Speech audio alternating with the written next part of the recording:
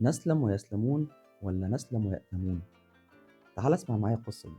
كان في شيخ فقيه يدعى إبراهيم، يقال أنه كان أعور العين، وكان تلميذه يدعى سليمان، يقال أنه كان أعمش العين أي ضعيف البصر. في يوم من الأيام وهم ماشيين رايحين المسجد، فخشى الشيخ الفقيه أن يمر على قوم فيسخرون ويقولون أعور يقود أعمش، فقال لتلميذه سليمان: هل لك أن تسلك طريق وأنا أسلك طريق آخر، خشية أن نمر على سفهاءنا فيقولون أعور يقود أعمش، فيسخرون ويضحكون فيغتابوننا ويأثمون.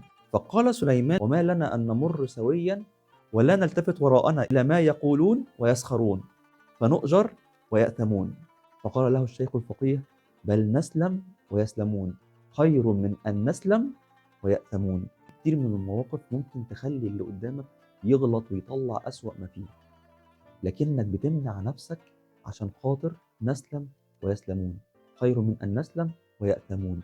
وفي مواقف في النقاش بنتفادى فيها الجدال والصدام، زي ما الشيخ فضل ان هو يسلك طريق آخر عن تلميذه مع انهم في أشد الحاجة إلى عون بعضهم البعض، ولكن نختار نسلم ويسلمون خير من أن نسلم ويأثمون. يا رب يكبر بخواطركم، يفرح قلوبكم، يهنيكم دنيا وآخرة. قولوا آمين.